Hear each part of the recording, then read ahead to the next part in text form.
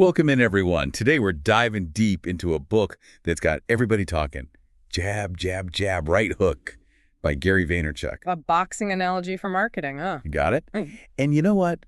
It actually makes a lot of sense, especially in today's social media landscape. So are we stepping into the ring, ready to rumble? You bet. Heh. We're going full training camp mode on this one. Our mission today is to figure out how to craft that knockout content that'll turn those followers into loyal customers. Sounds like a plan. Let's get started. All right, so first things first, why is this book such a big deal? I mean, haven't we heard it all when it comes to marketing? Well, think about it. Traditional marketing, it's kind of losing its punch. You know, billboards, those magazine ads, they're just not hitting the same way anymore. Yeah, it's like people have developed this ad blocking instinct, especially with social media taking over our lives. Exactly. More than half the people in the US who use mobile phones are scrolling through social media.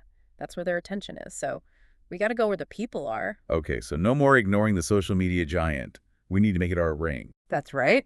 And that's where jab, jab, jab, right hook comes in. It's all about understanding how to win in the social media arena. So what's the winning strategy? It's like this. Instead of going straight for the hard sell, that right hook, you got to warm up the audience with some jabs. Jabs being. Valuable content. Stuff that your audience actually wants to see and engage with. Think of it like building a relationship. You wouldn't ask someone to marry you on the first date, right? Definitely not. Unless you're on one of those reality TV shows. Exactly. You got to build that connection first. Earn their trust. Makes sense. So how do we do that? How do we throw those killer jabs? Vaynerchuk breaks down what he calls native content. Basically, it's all about speaking the language of each platform, like adapting your style to fit in. Like how I wouldn't show up to a fancy dinner in my gym clothes. Hey, precisely. You gotta dress for the occasion. Each social media platform has its own vibe, its own etiquette. You gotta blend in before you can stand out. So it's not just about blasting the same message everywhere. We got to tailor our content. You got it. And that's what this book is all about. It's a playbook for winning on each social media platform. Okay, I'm ready to learn these moves, Coach. What are the essentials for crafting a killer jab? Well, first up, you gotta be visually compelling. Remember, a picture's worth 1,000 words. Oh yeah, especially on social media where people scroll and scroll and scroll. Exactly. You gotta grab their attention with something eye-catching. A stunning photo, a captivating video. Like that example in the book about Air Canada's post announcing the death of their first flight attendant. They just used this block of text with a tiny photo. Yeah, not exactly the most impactful way to honor someone's legacy. Imagine if they'd used a powerful image instead. Something that evoked emotion and respect. The message would have resonated so much more. Absolutely. Visuals are key. But here's another thing. Your jabs shouldn't constantly be asking for something. Like a sales pitch every time. Right. It's got to be about giving value to the audience. Exactly. Offer them something they actually want. Humor, information, inspiration, even just a little escape from their daily grind. So like how Sephora doesn't just talk about makeup. They share beauty tips, skincare advice, lifestyle stuff that their audience actually cares about. Exactly. They're building a connection, Yeah. not just pushing products. It's like making friends. You wouldn't constantly ask your friends to buy from you, right? Exactly. It's all about building those genuine relationships. And that brings us to another important point, leveraging pop culture. Pop culture? Hmm. Like understanding what's trending, what people are talking about. Yep. Remember that scene in This Is 40 where the parents are totally clueless about their daughter's obsession with their phones? Oh yeah. They try to get them to do all this old school stuff and the girls are just like, seriously? But that's the thing. We got to speak the language of our audience. Understand the pop culture they're consuming. So our content should feel like it belongs in their world, You not got it. like some awkward intrusion. You got it. It's got to feel natural. Authentic. Authentic. Okay, so visuals value pop culture. Got it. What else? Keep it concise. Think micro content, bite-sized pieces of information, perfect for our short attention spans.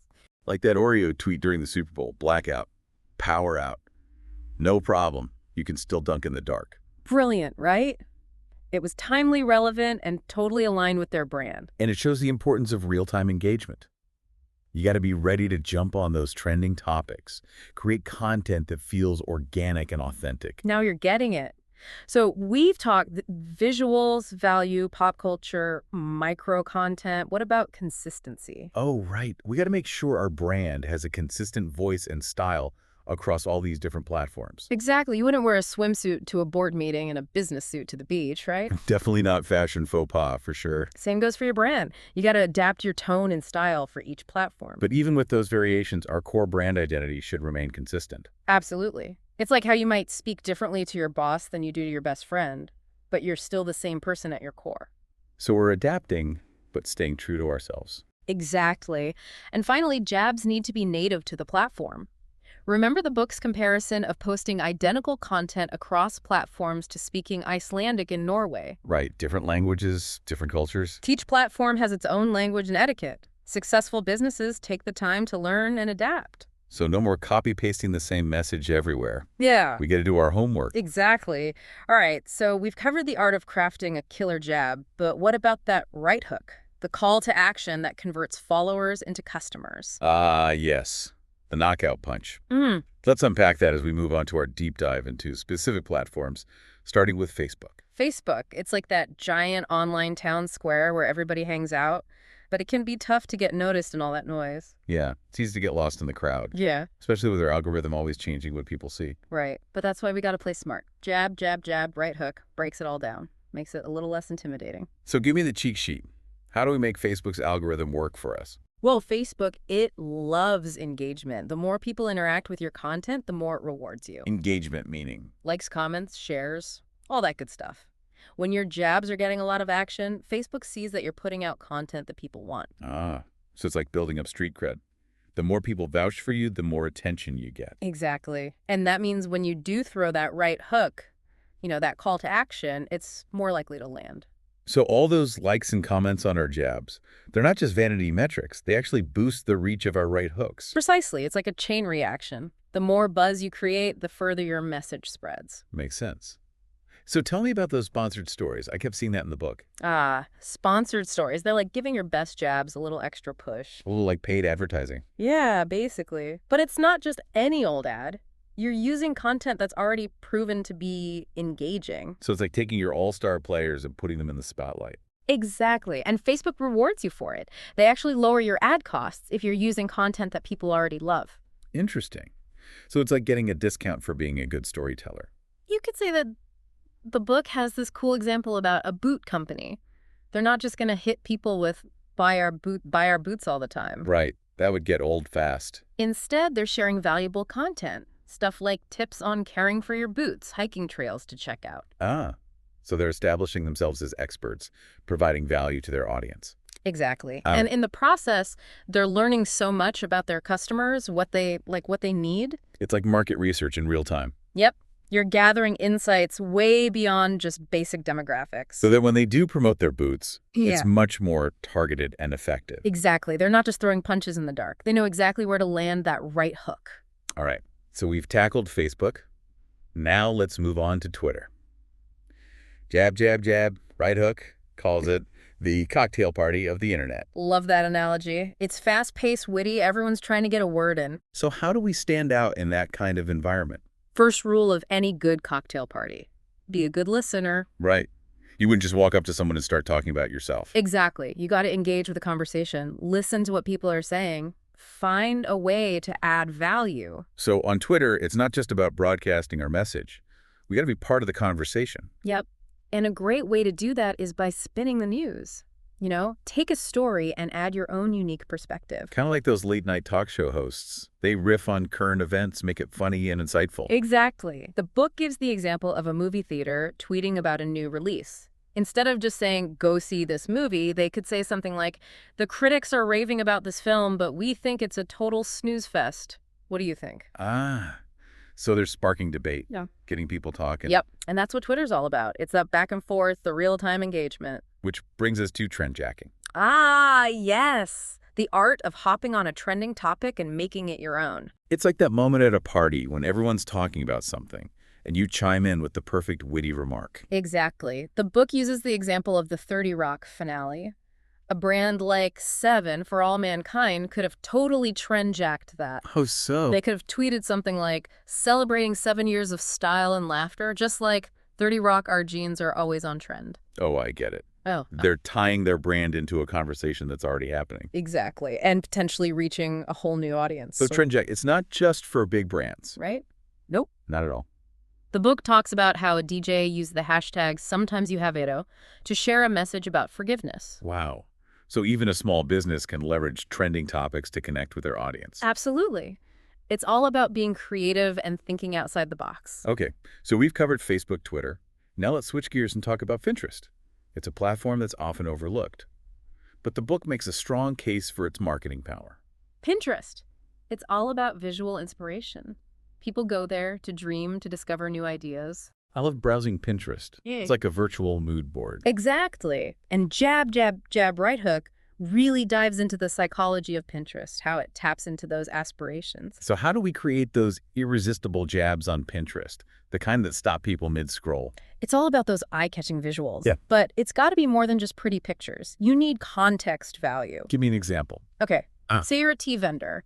Instead of just pinning a photo of a teacup with the caption, green tea, you could create a pin titled, Tea You Drink After a Bad Date, or Tea for Handling the In-Laws.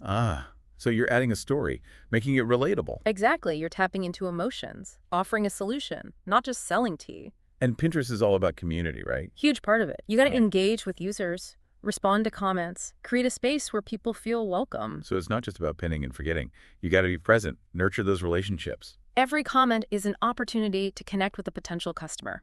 Build that brand loyalty. Pinterest, Twitter, Facebook. It's amazing how each platform has its own unique language and culture. Speaking of exploring different worlds, let's dive into Tumblr, Instagram, and those emerging platforms that always seem to be popping up. It's like we've traveled the globe with these platforms, huh? Each one's got its own distinct flavor. Totally. And with Tumblr, it's like stepping into this visual playground. Yeah, Vaynerchuk calls it the Artists and Designers Network. Lots of visual storytelling happening there. Exactly. Especially with all those animated GIFs, you can really let your brand's personality shine through. And he actually predicts that Tumblr could be the future of TV. Pretty bold, huh? It's not that far-fetched. Think about it. People are already consuming so much short-form visual content on their phones. True. And speaking of captivating visuals, we can't forget about Instagram. Ah, yes. Instagram. The land of perfectly filtered photos and influencer marketing. The book actually points out a big limitation with Instagram, though, the lack of hyperlinks. Right. It's not as easy to drive traffic to your website from Instagram. So how do we work around that? Vaynerchuk suggests getting creative. You know, maybe mentioning a URL in your caption or creating a special code for promotions. So like a little Easter egg hunt for followers. Exactly. But the focus should always be on creating that high-quality visual content, first and foremost. Right. People go to Instagram to be inspired, not bombarded with links. Exactly. It's about respecting the platform and its users. Yeah. Now, before we wrap up, I wanted to touch on LinkedIn and Google+. Yeah. Vaynerchuk doesn't spend as much time on those platforms, Uh-huh. but he does offer some interesting insights. He sees LinkedIn as a huge opportunity for B2B marketing, you know, building your brand as a thought leader, connecting with other professionals. It's like that online networking event. You got to show up dressed to impress. Exactly. And Google+, well, it might not be the most popular platform right now, but Vaynerchuk sees potential with its integration with Google Glass. So Google Plus could become the go-to platform for accessing content on those glasses. Possibly. It's all about staying ahead of the curve. Right? Exactly. So we've covered a lot of ground today. Facebook, Twitter, Pinterest, Tumblr, Instagram, LinkedIn, Google, plus Q. It's a lot to take in, but the key takeaway from Jab, Jab, Jab, Right Hook is that social media marketing, it's not a one-size-fits-all approach. Right? We got to understand each platform's unique language and culture. Tailor our content accordingly. And most importantly, be patient. It's a marathon, not a sprint. Vaynerchuk uses that boxing analogy throughout the book. You got to train hard, study your opponent, be ready to take a punch. And most importantly, never give up. It's about constant adaptation and learning. So as Gary Vaynerchuk puts it, stop thinking about right hooks and start throwing some jabs. It's time to step into the ring and show social media what you've got. And there you have it, folks.